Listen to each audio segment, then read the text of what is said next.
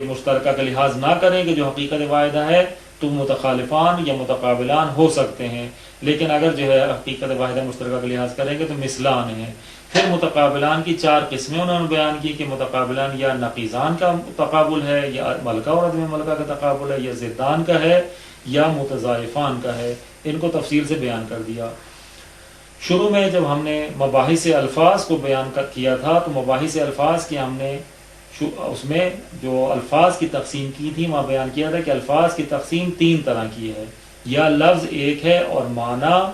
کو بیان کرنے کے لیے معنی بھی ایک ہے، یہ معنی متعدد ہیں، یہ ایک تقسیم تھی، یا لفظ متعدد تھا، جب ایک لفظ کو دوسرے لفظ یا دوسرے الفاظ کے تناظر میں دیکھیں گے تو پھر معنی ایک ہے یا معنی متعدد ہے، جیسے کہ جس کو ہم نے مترادفان اور متباینان کے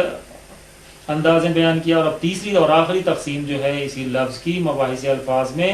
الفاظ کی تیسری تقسیم ہے مفرد اور مرکب، کہ مفرد اور مرکب ہونا بھی جو ہے الفاظ کی تقسیم ہے، لیکن مطلق لفظ کو تقسیم کرنا ہے، نہ اس لحاظ سے کہ لفظ واحد ہے، نہ اس لحاظ سے کہ لفظ متعدد ہے۔ اصلا لفظ کو اس لحاظ سے نہیں دیکھنا کہ لفظ واحد یا متعدد ہے، بلکہ مطلق لفظ کو جو ہم تقسیم کرتے ہیں تو لفظ کی 2 قسمیں ہیں کہ یا لفظ مفرد ہے یا مرکب ہے۔ المفرد والمرکب،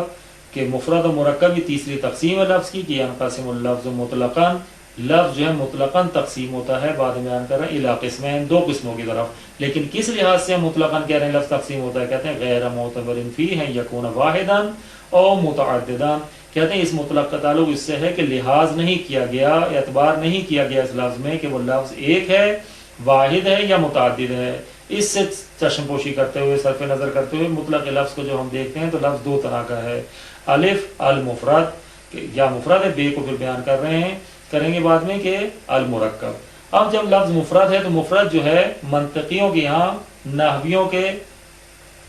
لحاظ سے مختلف ہے، نحوی جس لحاظ سے مفرد کہتے ہیں وہ اور ہے، اور منطقی جس لحاظ سے مفرد کہتے ہیں وہ اور ہے۔ ممکن ہے کہ نحویوں کا مرکب بھی منطقیوں کے نزدیک مفرد شمار ہو،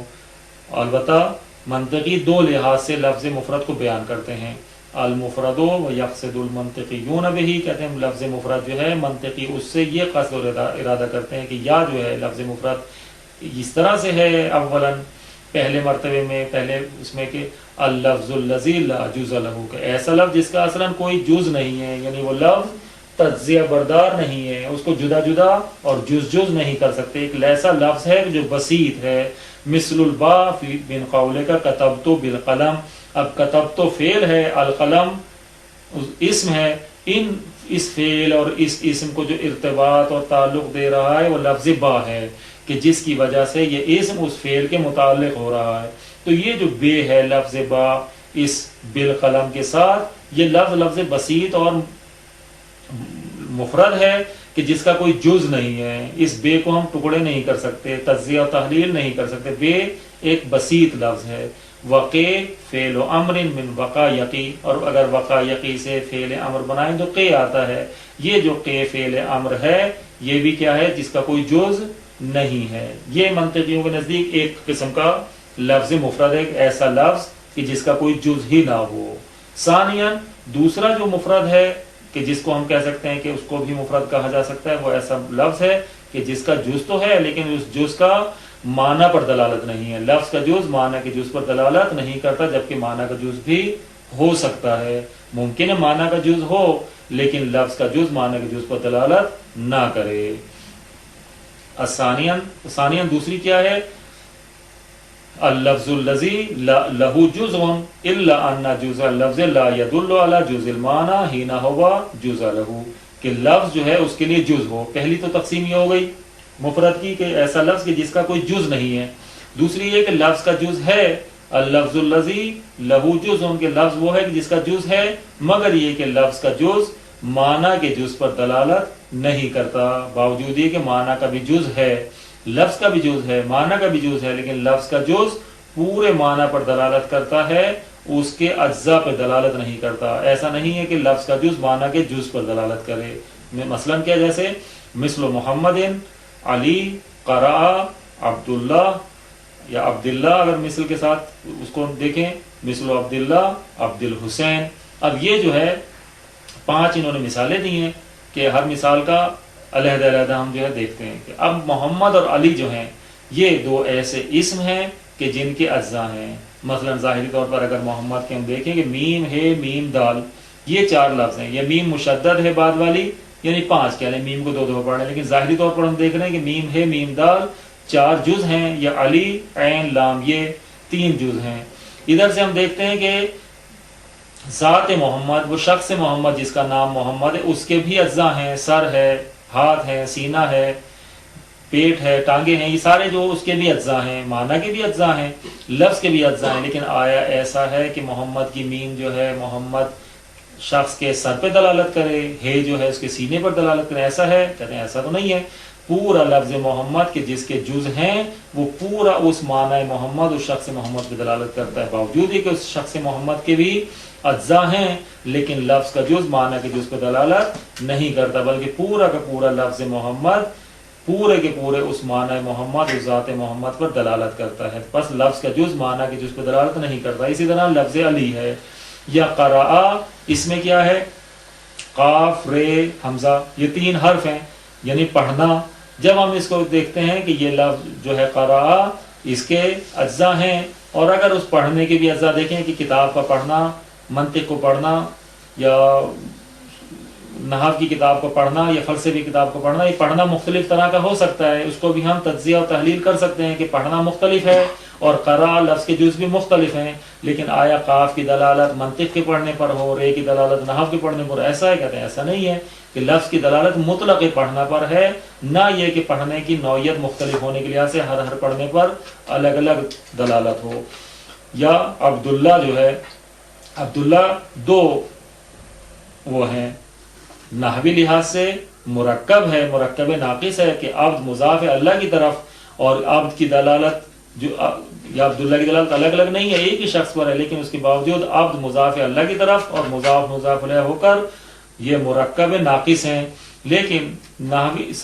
منطقی لحاظ سے عبداللہ کی دلالت ذات عبداللہ پر ہے، اس شخص عبداللہ پر ہے کہ جب اس کا نام عبداللہ رکھ دیں تو اب پورے کے پورے عبداللہ کی دلالت، باوجود یہ کہ اس کے 2 جز ہیں بڑے بڑے، ان چھوٹے جزوں کو چھوڑ کر کے عین بے دال کو دیکھیں، ان کو چھوڑ کر خود عبد ایک جز ہے اور اللہ دوسرا جز ہے. لیکن آیا عبد کی دلالت اس شخص کے آدھے جسم پر اور اللہ کی دلالت اس کے دوسرے آدھے جسم پر، ایسا ہے یا نہیں؟ بلکہ پورے عبداللہ کی دلالت پوری کی پوری اس شخص سے ذات عبداللہ پر ہے. تو بس عبداللہ یا عبدالحسین اگرچہ لفظ کے لحاظ سے جز ہو سکتے ہیں، لیکن ان اجزاء کی دلالت اس معنی عبداللہ یا معنی عبدالحسین کے جو ذات ہے ان کی جز پر نہیں ہے، بلکہ پوری ذات پر ہے. وَهَذَانِ الْأَخِيرَانِ، اور یہ 2 جو آخری عبداللہ اور عبدالحسین ہیں، اذا کان اسمین، اس وقت ہمارے اس مفرد کے زمرے میں آئیں گے کہ جب یہ دونوں نام ہو لشخصین، ایک شخص کے، نہ اس کا وصف ہوں. بلکہ اگر وصف کے طور پر کہیں گے تو عبد کی دلالت اس پر ہوگی، اللہ کی دلالت خود ذات خداوند متعال پر ہوگی. لیکن اگر اسم ہوگے تو خود یہ عبداللہ پورا کا پورا اس شخص کا نام ہے. تو کہتے ہیں دونوں آخری جو ہیں اس وقت مفرد کے زمرے میں آئیں گی کہ اذا کان اسمین للشخصین، کہ جب یہ دونوں نام ہو 2 افراد کے، 2 شخصوں کے. فانت لا تقصد بجوز اللفظ عبد و اللہ والحسین معنی اصلا، تو کہتے ہیں پس تو جو ہے جب یہ 2 شخصوں کے نام ہیں تو قصد نہیں کرتا لفظ کے جز عبد سے، اللہ سے اور حسین سے جو ایک ایک جز ہے اس سے معنی کا اصلا لحاظ نہیں کرتا کہ عبد کی دلالت اس کے ایک معنی پر ہو اور اللہ کی اور حسین کی دلالت اس کے دوسرے باقی جز پر ہو. ایسا نہیں ہے. ہی نمت جزین دالن علی ذات الشخص، اس وقت کہ جب تو قرار دے پورے کے پورے 2 جزوں کو، عبداللہ عبد اور اللہ کو، اور عبدالحسین عبد اور حسین کے پورے 2 جزوں کو، مجموع جزین کو تو قرار دے دلالت کرنے والا اس ذات شخص پر کہ جس کے لیے نام رکھ دیا گیا ہے. وما مثل هذا الجز الا کا حرف میم من محمد، اور کہتے ہیں یہ جو عبد اور اللہ کے 2 جز ہیں یہ دونوں نہیں ہیں مگر یہ کہ اسی میم میں محمد کی طرح ہیں، جس طرح میم محمد کا ایک جز تھا، میم ہے میم دال، کہ لفظ کی دلالت یعنی لفظ کا جو جز ہے اس کی دلالت معنی کے جز پر نہیں تھی. اسی طریقے سے عبداللہ جو ہے، عبد ایک جز ہے، اللہ ایک جز ہے، تو یہ عبد کی دلالت اور اللہ کی دلالت علیحدہ علیحدہ معنی کے اجزاء پر نہیں ہے، بلکہ عبد اسی طریقے سے جیسے محمد کی میم. وما مثل هذا الجز، اور یہ جو جز ہے یعنی عبد، اللہ، حسین وغیرہ، یہ نہیں ہے الا کا حرف میم من محمد و حرف ق من قرا، بلکہ اسی طریقے سے جیسے میم محمد میں اور قاف قرا میں، کہ ان کی جس طرح میم کی دلالت محمد کے معنی کے بعض حصے پر نہیں، اسی طریقے سے عبد کی دلالت عبداللہ میں شخص عبداللہ کے بعض حصے پر نہیں ہے۔ کہتے ہیں نام فی موضع آخر، ہاں اگر اس کو نعت اور صفت شمار کریں کہ عبداللہ یا عبد الحسین ایک شخص کی ذات نہیں ہے بلکہ اس کی صفت ہے، بندہ خدا ہونا، عبداللہ ہونا۔ نام فی موضع آخر کہتے ہیں ہاں ایک اور مقام پر قد تقول عبداللہ وتعنی بعبد معناہ المضاف الی اللہ تعالی، کہتے ہیں ہاں ایک اور مقام پر جب تو عبداللہ کہتا ہے وتعنی بعبد، اور عبد سے یہ مراد لیتا ہے کہ وہ مضاف ہے اللہ کی طرف، کہ یہ عبداللہ سے مراد خدا کا بندہ ہے، کہ عبد مضاف ہے الی اللہ تعالی، اللہ تعالیٰ کی طرف، اور اللہ تعالیٰ اللہ جو ہے اس کا مضاف الیہ ہے۔ کما تقول محمد عبد اللہ و رسولہ، مثلا جب اس تشہد میں اس جملے میں کی طرف جب ہم دیکھیں تو محمد پیغمبر اکرم صلی اللہ علیہ وسلم کی ذات گرامی پر اس کا اطلاق ہو رہا ہے، لیکن عبداللہ ہونا یا رسول اللہ ہونا پیغمبر کی صفات ہیں کہ وہ خدا کے بندے اور خدا کے رسول ہیں۔ تو یہ جو عبداللہ ہے پیغمبر کا نام نہیں ہے بلکہ پیغمبر کا ایک وصف ہے کہ وہ خدا کے بندے اور خدا کے رسول ہیں۔ تو وحینئذ یکون نعتن، تو یہ جو عبداللہ ہے یا رسول اللہ ہے یہ نعت بن جائیں گے، صفت بن جائیں گے محمد صلی اللہ علیہ وسلم کے لیے، لا اسمان، اسم نہیں ہوں گے، اور جب اسم نہیں ہے تو مرکباً ولا مفرداً، یہ مرکب ہوں گے کیونکہ عبد کی دلالت پیغمبر پر ہے اور اللہ کی دلالت ذات خداوند متعال پر ہے، رسول اللہ میں بھی رسول کی دلالت پیغمبر پر ہے اور اللہ کی دلالت خداوند متعال کی ذات پر ہے۔ جب لفظ کے اجزاء معنی کے اجزاء پر دلالت کریں گے تو یہ مرکب ہوگا، لا مفرداً، مفرد نہیں ہوگا۔ اما لو قلت محمد ابن عبداللہ، لیکن اگر آپ کہیں محمد ابن عبداللہ، یہاں جو عبداللہ ہے جو پیغمبر کے والد گرامی کا نام ہے تو یہاں جو ہے وصف نہیں ہے بلکہ یہ اسم ہے پیغمبر کے والد گرامی کا، تو لہٰذا یہ مفرد ہے، مرکب نہیں ہے، کیونکہ پورے عبداللہ سے مراد ذات والد گرامی پیغمبر ہے۔ فعبداللہ مفرد ہو اسم ابی محمد، کہتے ہیں یہاں جو عبداللہ ہے محمد ابن عبداللہ میں یہ عبداللہ مفرد ہے کیونکہ نام ہے پیغمبر اکرم کے والد گرامی کا۔ اما النحویون فعندہم مثل عبداللہ اذا کان اسما لشخص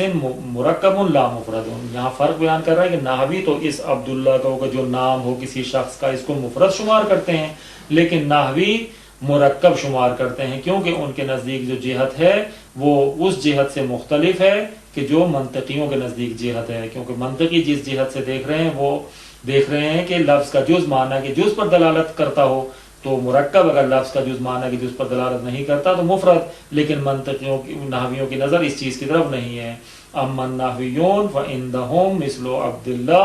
اذا کان اسما لشخص مرکب لا مفرد، کہتے ہیں بہرحال جو نحویوں کے نزدیک ہے عبداللہ باوجود یہ کہ جب نام ہو ایک شخص کا تو یہ جو ہے مرکب ہے، مفرد نہیں ہے، نحویوں کے نزدیک مرکب ہے، منطقیوں کے نزدیک مفرد ہے۔ لأن الجهة المعتبرة لهم في هذه التسمية تختلف عن الجهة المعتبرة عند المناطق، کیونکہ وہ جہت جو معتبر ہے نحویوں کے لیے یہاں اس نام سے کہ جو مرکب نام ہے وہ مختلف ہے اس جہت سے کہ جو منطقیوں کے نزدیک ہے، منطقیوں کے نزدیک جو ہے وہ جہت ہے اس لحاظ سے کہ لفظ کہ اجزاء معنی کے اجزاء پر دلالت کرتے ہوں، اور کیونکہ اس طرح کے مرکب میں لفظ کے اجزاء معنی کے اجزاء پر دلالت نہیں کرتے لہٰذا یہ مفرد ہے، لیکن منطقوں کے نزدیک جو جہت ہے وہ اعراب و بنا کے لحاظ سے ہے، وہ معرب اور مبنی ہونے کے لحاظ سے، اذ النحوی ینظر الی الاعراب والبنا، کیونکہ نحوی جو ہے جس جہت معتبرہ کا اس طرح کے ناموں میں لحاظ رکھتا ہے اس کی نظر ہوتی ہے اعراب اور بنا کی طرف کہ معرب ہے یا مبنی۔ فما کان له اعراب او بناء واحد فهو مرکب مفرد والا فمرکب، کہتے ہیں کہ پس نحوی کے نزدیک اگر اس کے لیے کوئی اعراب ہو اور ایک ہی بنا ہو تو اس کے نزدیک مفرد ہے کہ اگر اعراب رکھتا ہو اور ایک ہی بناء واحد ہو، لیکن اگر بناء واحد نہیں بناء متعدد ہے کہ جیسے عبداللہ میں بنا متعدد ہے، ایک عبد کی بنا ہے اور ایک اللہ کی بنا ہے کہ اللہ ہمیشہ مضاف الیہ ہونے کی بنا پر مجرور ہوگا عبد کا، اور عبد کی جو ہے وہ اعراب حسب عوامل ہوگا، تو تو پس کیونکہ اس کی نظر اعراب اور بنا میں جو ہے وہ اس لحاظ سے ہے کہ وہ معرب ہے یا مبنی، اور اعراب اس کا کون سا ہوگا، تو اس لحاظ سے اس کے نزدیک یہ مرکب ہے اگر جو ہے بنائے متعدد ہے۔ یہاں کیونکہ بنا متعدد ہے،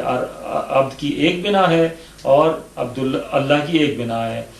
کہ عبداللہ علمن فإن عبداللہ، کہتے ہیں کہ پس عبداللہ جو علم ہے اسم ہے، فإن عبداللہ لہو اعراب فإن عبد ہونا چاہیے، فإن عبد لہو اعراب واللہ لہو اعراب، کہ عبد جو ہے اس کے لیے ایک اعراب ہے جو حسب عوامل ہے، اور اللہ کے لیے دوسرا اعراب ہے جو بے حسب مضاف الیہ ہے اور مجرور ہے۔ اما المنطقی فإنما ينظر المعنی، فقط لیکن جو منطقی ہے اس کی نظر اعراب و بنا کی طرف نہیں ہے بلکہ معنی کی طرف ہے، کہ اگر لفظ کے معنی جو ہے قابل تجزیہ ہیں اور لفظ جو ہے ان اپنے اجزاء کے ساتھ معنی کے اجزاء پر دلالت کرے تو مرکب، اور اگر لفظ کے اجزاء کی دلالت معنی کے اجزاء پر نہ ہو تو مفرد۔ اذن المفرد عند المنطقی ہوا، بس اس وقت جو ہے منطقی کے نزدیک جو مفرد ہے وہ یہ ہے کہ اللفظ الذی لیس له جزء يدل على جزء معناه حين هو جزء، کہ پس منطقی کے نزدیک مفرد جو ہے وہ ایسا لفظ ہے کہ جس کے لیے کوئی جز نہ ہو، جز ہو کہ جو دلالت کرے اس کے معنی کی اجزاء پر، لفظ کے لیے جز نہ ہو، یا جز ہو اور معنی پر دلالت نہ کرے یا مطلقاً جز نہ ہو، لیکن ہم ایسی تعریف کریں کہ جو دونوں طرح کی ان قسموں پر صادق آ جائے، کہ لفظ کے لیے ایسا جز نہ ہو کہ جو اس کے معنی کے اجزاء پر دلالت کرے جبکہ معنی کے اجزاء بھی موجود ہوں۔ دوسری قسم جو ہے وہ مرکب کی ہے، بے المرکب، کہ یہ جب ہم نے مفرد کی تعریف کی کہ مفرد وہ ہے کہ جس میں لفظ کے جز ہوں اور معنی کے بھی جز ہوں لیکن لفظ کے جز معنی کے جز پر دلالت نہ کرے تو مفرد، یہیں سے واضح ہو گیا کہ لفظ کا جز جب معنی کے جز پر دلالت کرے تو وہ مرکب ہے۔ کہتے ہیں المرکب و یسمى القول، مرکب کو منطقی جو ہے قول سے تعبیر کرتے ہیں، مرکب نحویوں کے نزدیک ہے لیکن منطقی اسی مرکب کو قول سے تعبیر کرتے ہیں، وَهُوَ اللَّفْظُ الَّذِي لَهُ جُزْءٌ يَدُلُّ عَلَى جُزْءِ مَعْنَاهُ حِينَ هُوَ جُزْءٌ، کہتے ہیں وہ ہے کہ جس میں لفظ کا جز معنی کے جز پر دلالت کرے جبکہ معنی کا بھی جز ہو، یعنی لفظ کا جز بھی ہے معنی کا بھی جز ہے اور لفظ کا جز معنی کے جز پر دلالت کرتا ہے تو یہ ہو جائے گا مرکب۔ مثلو، جیسے مثال ہے الخمر مضر، یہ جو ہے دو مبتدا اور خبر ہیں نحوی لحاظ سے، اگر ہم دیکھیں یا موضوع اور محمول ہیں منطقی لحاظ سے، تو موضوع خمر پہ مضر کا جو حمل کرنا ہے یہ علیحدہ علیحدہ دونوں عنوان ہیں۔ خمر کا اطلاق خود اس مادہ خمر پر ہوتا ہے، اس مادہ سیال پر ہوتا ہے کہ جو خمر ہے، اور مضر کا اطلاق اس حالت پر ہے کہ جو اس کے پینے سے عارض ہوتی ہے اور ضرر آور ہے، تو پس مضر کا یعنی ضرر آور ہونا ایک معنی ہے اور خمر خود ایک معنی ہے کہ جس کا اطلاق اس موجود پر ہوتا ہے۔ فالجزآن الخمر و مضر، پس دو جز جو ہیں ایک خمر ہے اور ایک مضر ہے، یدل کل منہما علی جزء معنی المرکب، کہتے ہیں اور ان دونوں میں سے ہر ایک جز کی دلالت، خمر کی دلالت خود معنی خمر پر ہے اور مضر ہونے کی دلالت خود اس معنی ضرر آور ہونے پر ہے کہ وہ ضرر آور ہے، ضرر دینے والا ہے۔ یدل کل منہما علی جزء معنی المرکب، کہتے ہیں ان میں سے ہر ایک جو ہے دلالت کرتا ہے مرکب کے معنی کے جز پر، کہ جب مرکب کے معنی کا بھی جز ہیں، لفظ کے بھی دو جز ہیں تو ہر لفظ کا جز اپنے معنی مرکب کے جز پر دلالت کرتا ہے۔ ومنہ غیب الغیبت جہد العاجز، اسی سے ہے یہ جملہ یہ حدیث کہ جو فرمایا کہ الغیبت جہد العاجز، غیبت کرنا، پیٹھ پیچھے برائی کرنا ناتوان اور عاجز شخص کی تلاش ہے، کہ وہ شخص کے جو سامنے کسی کے سے بات نہیں کر سکتا تو اس کی پیٹھ پیچھے برائی کرتا ہے، عاجز اور ناتوان کی تلاش اور کوشش غیبت کرنا ہوتا ہے۔ تو فالمجموع مرکب، یہ پورا کا پورا جو ہے مرکب ہے اس لحاظ سے کہ غیبت کی اپنے معنی پر دلالت ہے اور جہد العاجز کی اپنے معنی پر دلالت ہے، اور ساتھ ساتھ یہ کہ جہد العاجز پھر مرکب ہے اور خود جہد کی دلالت اس تلاش و کوشش پر ہے اور عاجز کی دلالت اس شخص ناتوان اور شخص عاجز پر ہے، یہ پھر ایک مرکب ہے۔ فالمجموع مرکب و جہد العاجز مرکب ایضا، کہتے ہیں پورا کا پورا الغیبت و جہد العاجز بھی مرکب ہے اور خود اس کے اندر جو خبر جہد العاجز ہے وہ بھی مرکب ہے، کیونکہ اس کے بھی دو جز ہیں اور ان ہر جز کی دلالت اپنے ہی معنی پر ہے کیونکہ معنی کے بھی جز ہیں۔ اور منہ، اور اسی سے ہے شر الاخوان من تکلف لہ، کہ برے بھائی وہ ہیں کہ من تکلف لہو، کہ جن کے لیے انسان زحمت میں پڑ جائے، جن کے لیے تکلف ہو جائے، مشقت ہو جائے، تو وہ برے بھائی ہیں کہ جو اپنے کسی دوست کے گھر جائیں اس کو زحمت میں ڈال دیں، باعث زحمت بن جائیں۔ فل مجموع مرکب، یہ پورا کا پورا شر الاخوان مبتدا موضوع من تکلف لہو جو اس پر حمل کیا گیا ہے خبر کا، یہ محمول جو ہے یہ پورا، اگر ہم دیکھیں مبتدا اور خبر موضوع اور محمول، یہ پورا مجموع مرکب ہے، لیکن اس میں اگر ہم دیکھیں تو موضوع پھر مرکب ہے، شر الاخوان کے شر کی اضافت ہے اخوان کی طرف، اور اسی طرح من تکلف لہو پورا جملہ جو ہے پھر اس میں جو ہے مرکب ہے کہ فل مجموع مرکب، اور یہ پورا مجموعی مرکب ہے، وشر الاخوان مرکب ایضا ومن تکلف لہو مرکب ایضا۔ تو اس میں جو ہے خود مبتدا اور خبر، یہ موضوع اور محمول بھی دونوں علیحدہ علیحدہ اگر ہم دیکھیں تو خود مرکب ہیں، پورا جملہ بھی مرکب ہے اور اس کے اجزاء بھی پھر مرکب ہے کہ ان کے نیچے پھر اجزاء ہیں اور اجزاء کی دلالت ان کے معنی پر ہے۔ اللہم صلی علی محمد وآل محمد۔